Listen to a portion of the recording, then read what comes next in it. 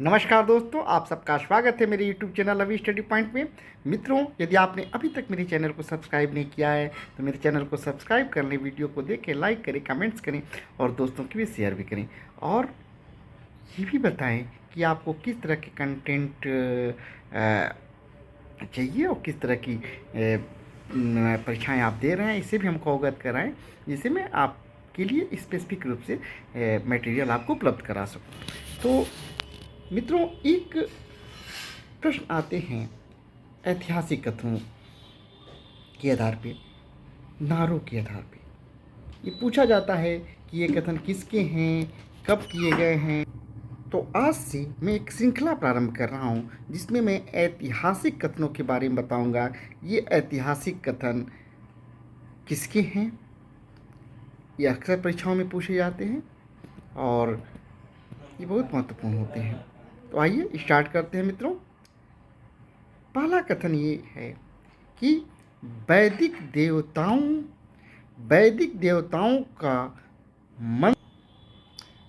देवताओं का मंत्रों से अलग कोई अस्तित्व नहीं है। यह किस ग्रंथ में उल्लिखित है या कहाँ उल्लिखित किया गया है? तो यह मीमांसा दर्शन का कथन है। दूसरा कथन, संपूर्ण प्रजा मेरी संतान है तथा मैं उसके सुख की कामना करता हूँ। संपूर्ण प्रजा मेरी संतान है और मैं उसके सुखों की कामना करता हूँ। यह कथन सम्राट अशोक का है। यह कथन कहाँ पे उल्लिखित है? यह कथन प्रथम पृथक कलिंग शिलालेख में दिया गया है। तो यह कथन है सम्राट अशोक का, जो मिलता है अशोक की प्रथम पृथक कलिंग शिलालेख में। एक बहुत और महत्वपूर्ण कथन है जो शायद आप लोगों की परीक्षाओं में आया भी होगा और वो हड़प्पा मोहनजोदड़ो से संबंधित है। ये पूछा जाता है कि किसने कहा कि हड़प्पा और मोहनजोदड़ो एक विस्तृत साम्राज्य की जुड़वा राजधानी है। हड़प्पा और मोहनजोदड़ो एक विस्तृत साम्राज्य की जुड़वा राजधानी है। तो यह कथन है मित्रों स्टुअर्ट पीगट का।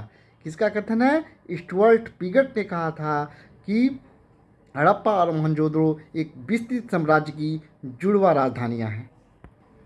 ये कथन भी आपने सुना होगा। यद्यपि यूनानी म्लेच्छ हैं, लेकिन वो ज्योतिष के विद्वान हैं, इसलिए प्राचीन ऋषियों की भांति वे पूज्य हैं। यूनानी म्लेच्छ हैं लेकिन वो ज्योतिष के विद्वान हैं, इसलिए प्राचीन ऋषियों के भांति पूज्य हैं। यह कथन किसका है? यह कथन वराहमिहिर का है। सुप्रसिद्ध भारतीय ज्योतिष और गणितज्ञ वराहमिहिर का यह कथन है। यह कहाँ पे उल्लिखित है? वराहमिहिर की ग्रंथ बृहद संहिता में यह कथन वराहमिहिर ने किया है। एक और कथन है, यवनों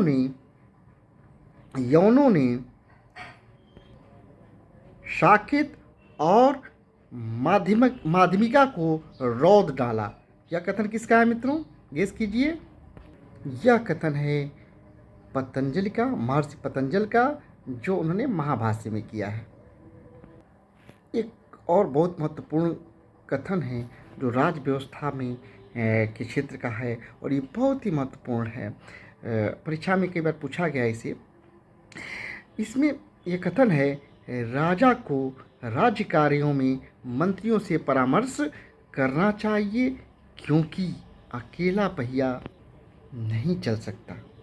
राजा को राज्य कार्यों में मंत्रियों से परामर्श करना चाहिए क्योंकि सिर्फ अकेला पहिया नहीं चल सकता।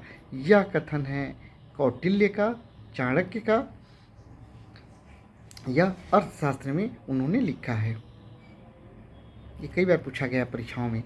आप लोग इस श्रृंखला को जब भी सुनिए तो कथनों के बाद खुद गेस किए और कमेंट करिए कि ये कथन किसके हैं और देखिए कि क्या आप उसमें कितना बता पा रहे हैं। तो ये कथन था कौटिल्य का। कौटिल्य ने अर्थशास्त्र में कहा है कि राजा को मंत्रियों से के परामर्श से कार्य करना चाहिए क्योंकि सिर्फ अकेला पहिया नहीं चल सकता। एक और महत्वपूर्ण कथन है, सभी संस्कार व्यय धर्मा हैं।